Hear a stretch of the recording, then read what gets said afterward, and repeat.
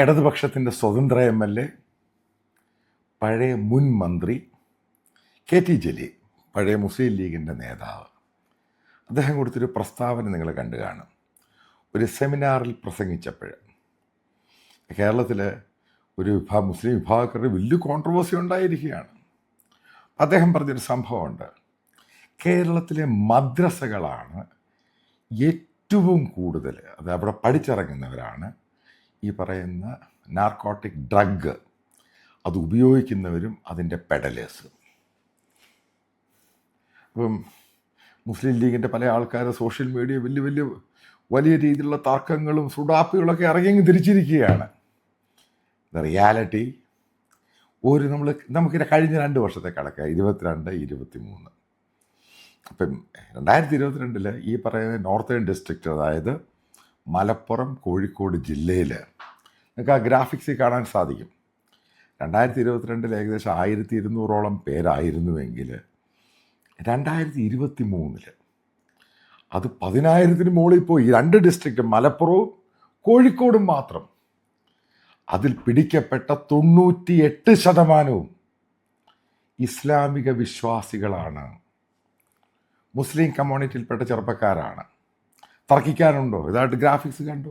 ഇത് കേരള പോലീസിൻ്റെ ഗ്രാഫിക്സാണ്. Kerala police graphics അല്ല, കേരള പോലീസിൻ്റെ അറസ്റ്റ് ചെയ്ത കണക്കുകളാണ് 2024. ഉറപ്പായിട്ടും പറയാം, ഇത് ഏകദേശം 15,000-ന് മുകളിൽ പോയിട്ടുണ്ട്. 15,000, 20,000 ടച്ച് ചെയ്തിട്ടുണ്ട്. അതിന് കണക്കുകൾ വന്നിട്ടില്ല. KT ജലീലിനെ പോലെ ഒരാൾക്ക് ഈ വിഷയം ഇത് ഇപ്പോൾ അറിയുന്ന ഒരു കാര്യമാണോ? അല്ല, ഒരുപാട് വർഷങ്ങളായിട്ട് ഇവർക്ക് അറിയാം കൃത്യമായിട്ട്. കാരണം ഇവർ താമസിക്കുന്നത്, KT ജലീലൊക്കെ താമസിക്കുന്നത് മലപ്പുറം ജില്ലയിലാണല്ലോ. മലപ്പുറം ജില്ലയിലും അതോടൊപ്പം തന്നെ തൊട്ടടുത്ത കോഴിക്കോട് ജില്ലയിലുമാണ്. ഇപ്പോൾ മാത്യു സാമുവൽ സാർ പറഞ്ഞിരിക്കുന്നത് പോലെ, അല്ലെങ്കിൽ അദ്ദേഹം കൃത്യമായിട്ടുള്ള തെളിവോടുകൂടി പറയുന്നത്, ഇത്ര ശതമാനം ആളുകൾ ഈ പറയുന്ന ജില്ലകളിൽ നിന്ന്, അല്ലെങ്കിൽ കഴിഞ്ഞ ഒരു 2021, 2022 കാലഘട്ടങ്ങളിൽ മാത്രം ഇവിടെ നടന്നിട്ടുള്ള ഇതുപോലെയുള്ള ലഹരി ഉപയോഗിക്കുന്നവരുടെയും ഇതുമായി ബന്ധപ്പെട്ടുള്ള കേസുമായി ബന്ധപ്പെട്ടുള്ള അറസ്റ്റിലാവുന്നവരുടെ എണ്ണം ഏകദേശം 1000-നും 2000-നും ഇടയിൽ നിന്നും അത് 10,000-ലേക്ക് എത്തിയിരിക്കുകയാണ്. ഇത് ഇപ്പോഴത്തെ ഒരു കണക്കനുസരിച്ച് കൃത്യമായിട്ട് പരിശോധിച്ചാൽ ഈ അറസ്റ്റോടുകൂടി, അല്ലെങ്കിൽ ഇപ്പോൾ നടന്നുകൊണ്ടിരിക്കുന്ന ഒരുപാട് അറസ്റ്റുകളുണ്ട്, അല്ലെങ്കിൽ കഴിഞ്ഞ കുറേ നാളായിട്ട് ഇപ്പോൾ അറസ്റ്റുകൾ നടക്കുന്നുണ്ട്. അപ്പം ഇതിൻ്റെ ഒരു അടിസ്ഥാനത്തിൽ മനസ്സിലാക്കാം 15,000 മുതൽ 20,000 വരെ ആളുകൾ ഈ പറയുന്ന ജില്ലകളിൽ നിന്ന്, നമ്മൾക്കറിയാം ഒരു പ്രത്യേക മതവിഭാഗത്തിലെ ആളുകളാണ് ഇങ്ങനെ ഒരു സംവിധാനവുമായി ബന്ധപ്പെട്ടുകൊണ്ട് മുന്നോട്ട് പോകുന്നത്. അപ്പം ഇതിൽ കൃത്യമായിട്ടുള്ള സൊല്യൂഷൻ എന്താണെന്നുള്ളത് ഇവർക്ക് ഇപ്പോഴും മനസ്സിലായിട്ടില്ല. സൊല്യൂഷൻ ഒരേ ഒരു വിഷയം മാത്രമാണ്. യോഗി ആദിത്യനാഥിനെ പോലെ നടപടി സ്വീകരിക്കാൻ കഴിയുന്ന ഒരു മുഖ്യമന്ത്രി മാത്രമാണ്. അല്ലാതെ ഇതിൽ ഇവരുടെ എല്ലാം ഒരു സാമുദായികമായിട്ടുള്ള ഉപദേശം കൊണ്ടുള്ള ഒരു പരിവർത്തനം ഇനിയുള്ള കാലഘട്ടങ്ങളിൽ ഉണ്ടാകുമെന്നുള്ള പ്രതീക്ഷയെ വേണ്ട. കാരണം ഇപ്പോൾ നമ്മളോട് ഈ ഒരു വിഷയം, അല്ലെങ്കിൽ പൊതുസമൂഹത്തിനോട് ഇങ്ങനെ പറയുന്ന ആൾ പോലും സാറ് പറഞ്ഞ ഒരു കാര്യത്തിൽ മുസ്ലിം ലീഗ് എന്ന് പറയുന്ന ഒരു നേതാവ് എന്നുള്ള രീതിയിലാണ് പറഞ്ഞത്. പക്ഷെ ശരിയാണ്, KT ജലീൽ മുസ്ലിം ലീഗ് നേതാവ്. അതിനു മുന്നേ KT ജലീൽ ആരായിരുന്നു? സിമി എന്ന് പറയുന്ന ഇന്ത്യയിലെ ഒരു ഭീകരവാദ സംഘടന. അന്ന് അത് നിരോധിച്ചിട്ടുണ്ടായില്ല, പിന്നീട് അത് നിരോധിച്ചു. പക്ഷെ ഇപ്പോൾ അത് നിരോധിത പ്രസ്ഥാനമാണ്. KT ജലീൽ സിമിയിൽ പ്രവർത്തിക്കുന്ന സമയത്തും അത് നിരോധിച്ചതിന് ശേഷം എല്ലാ സമയത്തും അതിന്റെ സ്വഭാവവും പ്രവർത്തനമൊക്കെ ഒന്ന് തന്നെയായിരുന്നു. പക്ഷെ അതിനുശേഷം പുള്ളിക്കാരൻ മുസ്ലിം ലീഗിൽ വന്നു. പിന്നെ ഇടതുപക്ഷത്തിന്റെ ഒരു സ്വതന്ത്ര സംവിധാനത്തിൽ നിന്ന് പ്രവർത്തിക്കുന്ന ഒരു സഖാവ് എന്നുള്ള രീതിയിലേക്ക് ആള് പ്രവർത്തിക്കുന്ന ഒരു രീതിയൊക്കെ കണ്ടു. പിന്നെ തുടർച്ചയായി MLA ആയി. ഇങ്ങനെയൊക്കെയുള്ളൊരു സംഭവമാണ്. അടുത്ത വട്ടം മത്സരിക്കില്ല എന്നൊക്കെയുള്ള ഒരു പ്രസ്താവനയൊക്കെ അടുത്തിന് എത്രത്തോളം ശരിയാണെന്നറിയില്ല. പക്ഷെ ഒരു കാര്യം യാഥാർത്ഥ്യമാണ്, നമ്മുടെ കേരളത്തിൽ സുഡാപ്പികളെ കൊണ്ടുള്ള ശല്യം സോഷ്യൽ മീഡിയയിൽ മാത്രമാണെന്നുള്ളത് ആയിരുന്നു ഒരു സമയത്ത് നമ്മൾക്കൊക്കെ അറിയാവുന്ന, അല്ലെങ്കിൽ പൊതുവെ സോഷ്യൽ മീഡിയയിൽ ഇങ്ങനെ നിരന്തരമായിട്ട് രാജ്യത്തിനെതിരെ തെറി വിളിക്കുക, അല്ലെങ്കിൽ രാജ്യത്തെ ഒരു പ്രധാനപ്പെട്ട പൗരൻ മരിക്കുന്ന സമയത്തോ, അല്ലെങ്കിൽ മറ്റ് രാജ്യങ്ങളുടെ ഭാഗത്ത് നിന്ന് നമ്മൾക്കെതിരെ എന്തെങ്കിലും ഒരു സംഭവം ഉണ്ടാകുമ്പോൾ അതിലൊക്കെ വളരെ ആനന്ദം കണ്ടെത്തുക, ഇങ്ങനെയൊക്കെയുള്ള കലാപരിപാടിയായിരുന്നു. പിന്നെ തീവ്രവാദ പ്രവർത്തനത്തിലും ഇവർ സജീവമായിട്ട് നിൽക്കുന്ന ആളുകൾ തന്നെയായിരുന്നു. പക്ഷേ തീവ്രവാദം എന്നുള്ള സംഭവത്തോടൊപ്പം തന്നെ രാജ്യത്തെ നശിപ്പിക്കാൻ വേണ്ടിയിട്ട് പറ്റുന്ന ഏറ്റവും വലിയ മറ്റൊരു മാർഗം എന്താണ്? ഇവിടെ ലഹരി ഒഴുക്കുക, അടുത്ത ജനറേഷനെ നശിപ്പിച്ച് കളയുക. കാരണം ഇന്ത്യ മഹാരാജ്യത്തെ ഒരു 10-30 വർഷം അടുപ്പിച്ച് ലഹരി ഉപയോഗിക്കുന്ന ഒരു ജനറേഷനെ സൃഷ്ടിച്ചെടുത്തു കഴിഞ്ഞാൽ രാജ്യത്തിന് മുന്നോട്ട് പോകാൻ പറ്റില്ല. ഇവർക്കിത് ഇന്നോ നാളെയോ ഒന്നില്ല, കുറച്ച് കാത്തിരുന്നിട്ടാണെങ്കിലും ഇവരുടേതായിട്ടുള്ള ഒരു ജിഹാദി രാഷ്ട്രം രൂപീകരിക്കണമെങ്കിൽ അഡിഷൻ, ലഹരി ഉപയോഗത്തിൽ വലിയ രീതിയിൽ അഡിഷൻ ആയിട്ട് 1% പോലും ഒന്നും ചെയ്യാൻ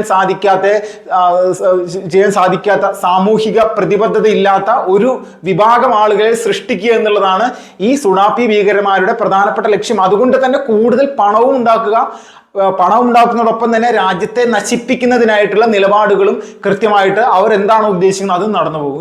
ഇതായിരുന്നു ജമ്മു കാശ്മീരിൽ ഒരു സമയത്ത് നടത്തിയത്. നരേന്ദ്രമോദി 2017 നടത്തിയ ഒരു പ്രധാനപ്പെട്ട ഒരു ഓപ്പറേഷനിലൂടെ അദ്ദേഹം നിർബന്ധപൂർവം ഇവിടെയുള്ള സൈനിക ഉദ്യോഗസ്ഥന്മാരെ വിളിച്ച് കൃത്യമായിട്ട് അതിന്റെ ഡാറ്റ സ്വീകരിച്ച് ഇതിനെന്താണ് സൊല്യൂഷൻ എന്നുള്ള രീതിയിൽ 2017 നടത്തിയ ഒരു വലിയ രീതിയിലൊരു ഒരു ഓപ്പറേഷൻ ഉണ്ടായിരുന്നു. അതിൽ ഏകദേശം 198 സ്ഥലങ്ങളോളം ആണ് ഇന്ത്യ സേന വളഞ്ഞ് ഈ ലഹരി ഉപയോഗിക്കുന്ന അല്ലെങ്കിൽ ലഹരി വിൽപ്പന നടത്തുന്ന ജിഹാദി ഗ്രൂപ്പുകളെ കൃത്യമായിട്ട് ആക്രമിച്ച് ലഷ്കർ-ഇ-തോയ്ബയുടെയും അതോടൊപ്പം തന്നെ ജെയ്ഷെ മുഹമ്മദ് പോലെയുള്ള ഭീകരവാദ സംഘടനയുടെ നേതാക്കന്മാരടക്കം ആ ഒരു ഓപ്പറേഷനിൽ കൊല്ലപ്പെട്ടു എന്നുള്ളതാണ്. അപ്പോൾ ഇതുപോലെ ഭീകരവാദ ബന്ധം എന്നുള്ള തലത്തിലേക്ക് അല്ലെങ്കിൽ നമ്മുടെ രാജ്യത്തിനെതിരെ ഒരു തരത്തിൽ ലഹരി കൊണ്ട് യുദ്ധം ചെയ്യുക എന്നുള്ള ഒരു നിലപാടാണ് ഇവർ സ്വീകരിക്കുക. ഇതിനെയാണ് യഥാർത്ഥത്തിൽ നാർക്കോട്ടിക് ജിഹാദ് എന്നുള്ള രീതിയിലേക്ക് നമ്മൾക്ക് പറയാൻ സാധിക്കുന്നത്. ഇപ്പോൾ നാർക്കോട്ടിക് ജിഹാദ് എന്ന് പറഞ്ഞുകൊണ്ട് ഒരു പ്രസ്താവന നടത്തിയ സമയത്ത് പാലാ ബിഷപ്പിന് നേരെ നടത്തിയ അതിശക്തമായിട്ടുള്ള സോഷ്യൽ മീഡിയ ക്യാമ്പയിനും നേരിട്ട് കൊണ്ട് PFI എന്ന് പറയുന്ന നിരോധിക്കപ്പെട്ട ഭീകരവാദ സംഘടനയുടെ പ്രവർത്തകർ അന്ന് പാലാ ബിഷപ്പ് ഹൗസിലേക്ക് നടത്തിയ ഒരു വലിയ പ്രകടനമൊക്കെ ഇവർ നമ്മുടെ മുന്നിൽ ഒരു ഭീഷണിയായിട്ട് തന്നെ ഉയർത്തിപ്പിടിച്ചാണ്. പക്ഷെ ആ സമയത്തും ഈ PFIയുടെ ഭീകരന്മാർ മനസ്സിലാക്കേണ്ട ഒരു കാര്യം, അവരുടെ നിരോധനത്തിന് വേണ്ടിയിട്ടുള്ള എഴുത്തുകുത്തുകൾ ദില്ലിയിൽ കൃത്യമായിട്ട് നടന്നുകൊണ്ടിരിക്കുന്ന സമയത്താണ് ഇതുപോലെയുള്ള കോപ്രായങ്ങൾ കാണിച്ചുകൊണ്ട് മുന്നോട്ട് വന്നത്. അപ്പോൾ നമ്മൾ ചിന്തിക്കുക, മനസ്സിലാക്കുക, നമ്മുടെ കൊച്ചു സംസ്ഥാനത്ത് ഇതുപോലെയുള്ള സുഡാപ്പി ഭീകരന്മാരുടെ വലിയ രീതിയിലുള്ള ഒരു സ്വാധീനം ഉണ്ടായിട്ടുണ്ട്. നമ്മുടെ വരും തലമുറയെ വലിയ തരത്തിൽ ഡ്രഗ്സിന് അഡിഷൻ ആവുന്ന തരത്തിലേക്കുള്ള സംവിധാനങ്ങൾ പ്ലാനിങ് ഇവർ നടത്തിക്കഴിഞ്ഞു. ഇവർക്ക് ഒരു കൃത്യമായിട്ടുള്ള കാൽക്കുലേഷൻ ഉണ്ട്. ഇത്ര ചെറുപ്പക്കാർ ഒരു ജില്ലയിൽ അല്ലെങ്കിൽ ഒരു താലൂക്കിൽ ഇത്ര ചെറുപ്പക്കാർ ഈ ലഹരിക്ക് അഡിക്റ്റ് ആക്കുക.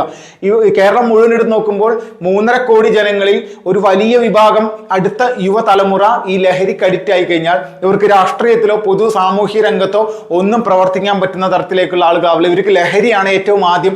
രാജ്യം എന്നുള്ള സംഭവം വിട്ടുകൊണ്ട് ഇവർ ലഹരി എന്നുള്ള സംവിധാനത്തിലേക്ക് പോകുന്നു. മറ്റ് രീതിയിലുള്ള എന്റർടൈൻമെന്റുകൾ, ഇങ്ങനെയുള്ള കാര്യങ്ങളിലൂടെ മുന്നോട്ട് പോകുന്ന സമയത്ത് പൂർണ്ണമായിട്ടും ഇന്ത്യ മഹാരാജ്യത്തിന്റെ നാശത്തിലേക്ക് കാര്യങ്ങൾ പോകും. അല്ലെങ്കിൽ കേരളം എന്ന് പറയുന്ന കൊച്ചു സംസ്ഥാനത്തെ 1990-ലും 2000-ലും ഒക്കെ ജമ്മു കാശ്മീരിൽ എങ്ങനെയായിരുന്നു, അല്ലെങ്കിൽ 2014 മുന്നേ ജമ്മു കാശ്മീർ എങ്ങനെയായിരുന്നു, ആ ഒരു നിലവാരത്തിലേക്ക് നമ്മുടെ കൊച്ചു കേരളത്തെ മാറ്റിയെടുക്കാൻ വേണ്ടിയിട്ടാണ് ഈ ഭീകരവാദ സുഡാപ്പികൾ നിരന്തരമായിട്ട് ശ്രമിച്ചുകൊണ്ടിരിക്കുന്നത് ലഹരിയിലൂടെ. നമ്മൾ മനസ്സിലാക്കുക, ചില ആളുകൾക്ക് ഇതുപോലെ വന്ന് പ്രസംഗങ്ങൾ നടത്തുമ്പോൾ മാത്രം ബോധവാന്മാരാകേണ്ട ആളുകളല്ല. നമ്മൾക്ക് എപ്പോഴും കൃത്യമായിട്ടുള്ള അറിവുണ്ടാവണം. നമ്മുടെ നാട് നശിപ്പിക്കാൻ വേണ്ടി ഇവർ ഒരുപാട് പ്ലാനിങ് ഒരുപാട് നേരത്തെ തന്നെ വർഷങ്ങൾക്ക് മുന്നേ തന്നെ തയ്യാറാക്കിയിട്ടുണ്ട്. അതിൻ്റെ ഘട്ടം ഘട്ടമായിട്ടുള്ള ചില കാര്യങ്ങളാണ് ഇന്ന് നമ്മുടെ കേരളത്തിൽ നടന്നുകൊണ്ടിരിക്കുന്നത്. അക്രമത്തിലേക്കും മറ്റ് ദുർപ്രവൃത്തിയിലേക്കും ഇവരെ നയിക്കുക, നമ്മുടെ അടുത്ത തലമുറയെ നയിക്കുക എന്നുള്ളതാണ് ഈ ഭീകരവാദ സുഡാപ്പി ഗ്രൂപ്പുകളുടെ ലഹരി മാഫിയയുടെ പ്രധാനപ്പെട്ട കലാപരിപാടി. ഇപ്പോൾ ലഹരി മാഫിയ എന്ന് പറഞ്ഞാൽ സുഡാപ്പി മാഫിയ എന്നുള്ള രീതിയിലേക്ക് കാര്യങ്ങൾ മാറുകയാണ്.